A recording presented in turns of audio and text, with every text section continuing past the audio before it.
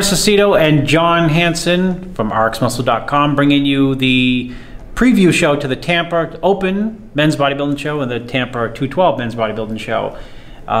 We just got out of the meeting and the show's packed. I mean, they got all the other divisions, but we're going to preview for you the Open and the 212s. Okay. John, you got the list there. Tell us, you know, who sticks out for you in terms of could come in here and, you know, a veteran who could win, somebody who's been a winner, somebody who's, you know, could take the show. Based on the hype, the pre-contest hype, it looks like it's Josh Lenartowicz's show to win or lose, because he's got incredible size and he looks like he made an unbelievable improvement since the Olympia last year. So it's all a matter of him just coming in, dialed in. And then of course we got Maxx Charles, who won this show, I think a couple years ago, right? Yes. 2 years ago. So I think I helped you, Max, if you forgot. Ah, okay. That's why he won. So I think it's going to be a showdown between those two. Yeah, you know, Josh has won shows, Max has won shows. They both have a lot of muscle size and muscle maturity. So I agree. You know, if you go based on, like, you know, who's won shows in the past, you know, who's got real dense muscular development, I think those two guys, you know, definitely step out. But there's other people, you know, who are dangerous here. You know, a dark horse, maybe, you know, it's a little premature to talk about him, as Rasheed Oldacre. Rasheed won the USA last year.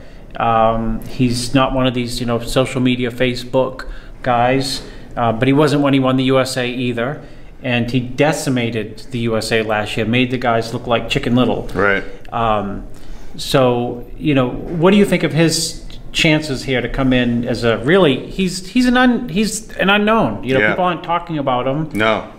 And I think they should be. Yeah, I mean, like you said, he's definitely a dark horse. He's got unbelievable muscle thickness and size, like a Ronnie Coleman. Yes. So if he comes in shape, I mean, he could surprise everybody. I think if you talk about Coleman and anyone else in the same sentence, there's something, you know, dangerous. In that. That's rare that we say that, right?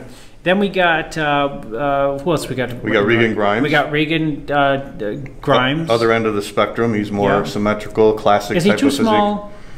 I think he could be for this lineup. I think he's too small. Well, you can never be too pretty, right? So you got Regan in there. You got Dorian Haywood, who won the Nationals last year. Is he too small? I go back to like Rasheed and Josh, and it all of a sudden starts to morph into this like hardcore muscle show. Yeah, I don't think Dorian has the size to compete with Josh Lenartowicz or Maxx Charles or Rasheed if he comes in shape. I don't think he's in that caliber yet. I don't think he'll be in the top 5. I think two other dark horses here, or light dark horses, you got to include Jeff Beckham, who's always dangerous. I think he's very underrated. Great potential. Great potential. And Henry Pierre Eno, who has 2.6 in the previous 2 shows that he's done. But I think shape-wise and condition-wise, he's right there. He's just he's not had like the call-outs to be able to get compared to people. And you know, it seems like for him, it's like, well, had you been in that call-out, you would have beaten X, Y, and Z guys. So I think sometimes the call-outs play a role. But we have Steve Weinberger as a head judge, so he's known for working people into the ground. He did a couple of years ago. And mixing it up. So I don't think, you know, whoever comes out the winner is going to have an easy run of it, unless Rasheed has just been talking to Coleman. So what's your prediction? I think at this show, I think the person to beat because of overall thickness, and it's still a muscle building show, is Josh Lenartowicz. I agree. And you know, the unknown is, you know, is he had to fly a long way, and everyone did, but he had the longest to fly. Halfway around the world. So that may, you know, impede his condition, you don't know. But if, bizarrely enough, some people get dehydrated on the plane, it may help his condition. So he's kind of a wild card. Moving on to 212s. It looks like Sami Alkhalyat is the veteran, so he's probably got to be the favorite. And then we also have Derek Lunsford, who just won the USA last week, and he's making a bold move to come right into a first pro show 1 week later. Yeah, well, Sammy's, you know, always dangerous. He's beaten a lot of great bodybuilders in his career. He luckily made it here. There was a boycott of Qatar Airways, and I'm dead serious. He could barely get here. Qatar Airways, I guess, can't fly. Blah blah blah. Some type of Bahrainis have an issue with the Qataris. Oh, okay. Sad to say.